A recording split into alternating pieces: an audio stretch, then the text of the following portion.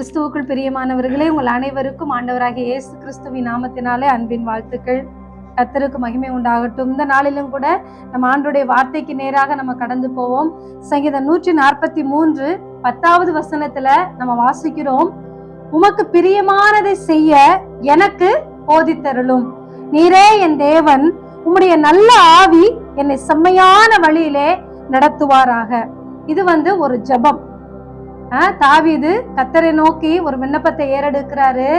என்ன அப்படின்னா, ஆண்டவரே உமக்கு பிரியமானத நான் எப்போதும் நான் செய்யணும், எனக்கு உதவி செய்யுங்க அப்படின்னு சொல்லிட்டு தாவீது இந்த ஜெபத்தை ஏறெடுக்கிறார்.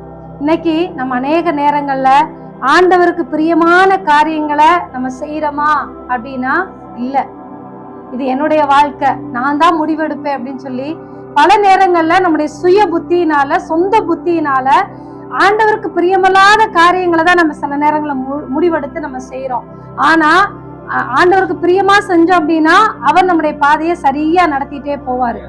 ஆனா நமக்கு பிரியமான சில பாதைகளை நம்ம சூஸ் பண்ணோம் அப்படின்னா அது அழிவுக்கு நேராதான் போகும். அந்த காரியம் வாய்க்கவே வாய்க்காது. அது கல்யாணம் ஆனாலும் சரி, வீடு கட்டுற வேலையா இருந்தாலும் சரி, படிப்பு விஷயமா இருந்தாலும் சரி, ஆண்டவரே உங்களுக்கு எது பிரியம் ஆண்டவரே அது என் வாழ்க்கையில நடக்கணும். தாவீதுக்கு நிறைய ஆஸ்திகள் இருந்தது, நிறைய வேலைக்காரங்க இருந்தாங்க. அவர் நினைச்சிருந்தா எதனாலும் செஞ்சிருக்க முடியும். ஆனா அவர் பாருங்க, ஆண்டவரை நோக்கி ஜெபிக்கிறார், ஆண்டவரே எனக்கு எல்லாமே இருக்கட்டும், ஆனாலும் உங்களுக்கு எது பிரியமோ அதைத்தான் ஆண்டவரே நான் செய்யணும் அப்படின்னு சொல்லிட்டு இந்த ஜெபத்தை ஏறெடுக்கிறார். இந்த ஜெபத்தை நம்முடைய வாழ்க்கையில நம்ம ஒவ்வொரு நாளும் ஏறெடுக்கணும். ஆண்டவரே நான் காலையில எந்திரிக்கிறேன், இன்னைக்கு உங்களுக்கு எது பிரியமோ அதை நான் செய்யணும் ஆண்டவரே. என்னுடைய சுய புத்தி ஒரு நாளும் என்னுடைய வேலை ஸ்தலத்திலேயா இருக்கட்டும் அல்லது என்னுடைய வாழ்க்கையிலேயா இருக்கட்டும், உமக்கு பிரியமானதை மட்டும்தான் நான் செய்யணும்னு சொல்லிட்டு ஆண்டோட்ட நம்ம என்ன பண்ணுவோம், நம்ம ஜெபிப்போம். அநேக சமயத்துல நம்மளும் கூட நம்ம சொல்லி இருக்கிறோம், இது என்னுடைய பாதை, நான் இதை சூஸ் பண்ணனா நல்லாதான் இருக்கும், இதை நான் இதுக்கு இது எனக்கு பிரியமா இருக்குன்னு சொல்லிட்டு அநேக நேரங்களை நம்ம சூஸ் பண்ணுவோம். ஆனா அது ஒரு நாள் நமக்கு வாய்க்கவே வாய்க்காது. தேவனை பிரியப்படுத்தணும் அப்படின்னு நினைச்சோம்னா நமக்கு பிரியமான சில காரியங்களை நம்ம விட்டுத்தான் ஆகணும். அப்பதான் நம்ம ஆண்டவரை பிரியப்படுத்த முடியும். எனக்கு எல்லாமே நமக்கு பிரியமாவே நம்ம நடந்துட்டு இருந்தோம் அப்படின்னா ஆண்டவருக்கு பிரியமா நம்ம வாழவே முடியாது. அதுதான் அங்க பார்க்கிறோம், ஆண்டவரே உமக்கு நான் பிரியமானது செய்யணும் ஆண்டவரே. பாருங்க, இயேசு கிறிஸ்துவும் நம்ம யோவான் 8:29 பார்க்கிறோம், இயேசு கிறிஸ்து பிதாவுக்கு எது சுத்தமோ எது பிரியமோ அதைத்தான் செஞ்சாராம். அப்ப இயேசு கிறிஸ்துவே செஞ்சாருன்னா நாமளும் என்ன பண்ணணும், கட்டாயம் செஞ்சுதான் ஆகணும். எது ஆண்டவருக்கு பிரியம், அவர் பாருங்க பிதாவுக்கு சுத்தமானதே தான் அவருடைய வாழ்க்கையில அவர் செஞ்சாராம். நாமும் கூட ஆண்டவராக இயேசு கிறிஸ்துவுக்கு எது சுத்தமோ எது பிரியமோ அதைத்தான் நம்ம செய்யணும். நம்முடைய சொந்த சுய வெறுப்புகள், சொந்த ஆசைகளை நம்ம என்ன பண்ணணும், சிலுவையில அறையணும். ஏன் அப்படின்னா இயேசு கிறிஸ்து பாருங்க, அவருக்கு இருந்த எல்லாவற்றையும் விட்டு விட்டு சிலுவையில அறையப்பட்டார். யாருக்காக? நமக்காக.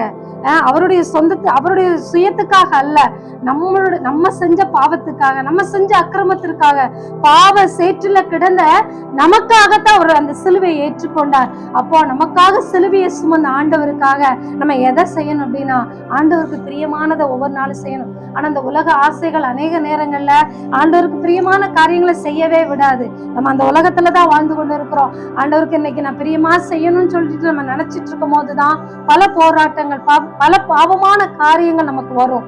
ஆனா அந்த பல பாவமான காரியங்கள் வரும்போது கூட அதை எல்லாவற்றையும் நாம் உதறி தள்ளிவிட்டு, ஆண்டவரே உமக்கு பிரியமா நான் வாழணும் ஆண்டவரே. ஆண்டவர் நமக்கு கொடுத்திருக்கிறதான ஒரே ஒரு வாழ்க்கை, அந்த ஒரே ஒரு வாழ்க்கையில ஆண்டவருக்கு பிரியமா வாழணும். நம்ம நினைக்க கூடாது, நான் பின்னாடி என் வாழ்க்கை நல்லா இருக்கும், நான் பரலோகத்துக்கு ஆண்டவர் வரும்போது பாத்துக்குருவோம், ஆண்டவர் எப்ப வராருன்னு பார்த்துட்டு அதுக்கு முன்னாடி நம்ம ஆண்டவருக்கு பிரியமா நடந்துக்கிறோம்னு சொல்லி நினைக்காதீங்க. இப்ப இருந்தே ஆண்டவருக்கு பிரியமா நம்ம வாழணும். ஒவ்வொரு மனிதனும் பிறக்கிறான் அப்படின்னா அவ எதை நோக்கி ஓடிக்கொண்டு இருக்கிறான்னா இறப்பை நோக்கி தான் ஓடிக்கிட்டு இருக்கிறான். ஆனா அந்த குறுகிய நாட்கள்ல ஆண்டவர் நமக்கு கொடுத்திருக்கிறதான அந்த குறுகிய ஆயுசு நாட்கள்ல ஆண்டவருக்கு பிரியமானது செய்யணும். அநேக பேர் சொல்லுவாங்க, எனக்கு எப்போ இதெல்லாம் நான் விட்டுட்டு எப்போ வர அப்படின்னு சொல்லி நினைப்பாங்க. கொஞ்ச நாள் இந்த பாவத்தெல்லாம் செஞ்சுக்கிறேனே, கொஞ்ச நாள் சிகரெட் அடிச்சுக்கிறேனே, கொஞ்ச நாள் நான் என்னுடைய சொந்த வாழ்க்கையில நான் நடந்துக்கிறேன், அதுக்கப்புறம் நான் ரட்சிக்கப்பட்டு ஆண்டவர்கிட்ட வர்றேன் அப்படின்னு சொல்லுவாங்க. ஆனா எப்போ ஆயுசு உன்னை விட்டு போகும்னு சொல்லி தெரியாது. ஆனா அந்த ஆண்டவர் கொடுத்திருக்கிறதான அந்த ஆயுசுக்குள்ளாக நீங்க ஆண்டவரை பிரியப்படுத்தும் பொழுது பரலோக ராஜ்யத்திற்குள்ளாக நம்ம என்ன பண்ணுவோம், பிரவேசிப்போம். ஏன்னா ஆண்டவர் வரட்டும் அதுக்கப்புறம் பாத்துக்கிறோம் அப்படின்னு சொல்லி நினைக்காம ஆண்டவர் கொடுத்திருக்கிறதான அந்த வாலிப நாட்கள்ல, ஆண்டவர் கொடுத்திருக்கிறதான அந்த ஆயுசு நாட்கள், ஆண்டவரே நான் எப்போது உமக்கு பிரியமானதை செய்யணும் ஆண்டவரே. நமக்கு பல ஆசைகள் இந்த உலகத்துல இருக்குது. மனுஷனுக்கு பிறந்த எல்லாருக்குமே நிறைய ஆசைகள் இருக்கு. ஆனா அந்த ஆசைகள் எல்லாம் நம்ம உதறி தள்ளிவிட்டு ஆண்டவருக்கு பிரியமா நம்ம செய்யும் போது ஆண்டவர் நம்மளை ஆசீர்வதிக்கிற தேவனா இருக்கு. அதான் பார்க்கிறோம், நீரே என் தேவன், உடைய நல்ல ஆவி என்னை செம்மையான வழியிலே நடத்துவாராக அப்படின்னு சொல்லி பார்க்கிறோம். நம்ம வாழ்க்கையில ஒவ்வொருத்தருக்கும் ஒவ்வொரு நோக்கம் இருக்கு. ஆனா அது கடினமான பாதை ஆனாலும் சரி, ஆண்டவர் அதற்கு மகிமையான பலனை தருவாராம். நமக்கு அநேக நேரங்கள்ல ஆசைகள் நிறைய இருக்கத்தான் செய்யும், அநேக நோக்கங்கள் இருக்கத்தான் செய்யும். ஆனா அதெல்லாம் நம்ம விட்டு விட்டோம்னா ஆண்டவர் நமக்கு மகிமையான பலனை ஆண்டவர் நிச்சயமா நமக்கு கொடுப்பாராம். அதனால அதை கேட்கிறதான வாலிப பிள்ளைகளா இருந்தாலும் சரி, பெரியவங்களா இருந்தாலும் சரி, நமக்கு பிரியமான பல காரியங்கள் நம்ம சூழ்ந்து இருந்தாலும் அதையெல்லாம் விட்டு விட்டு கர்த்தருக்கு பிரியமா நீங்க நடங்க.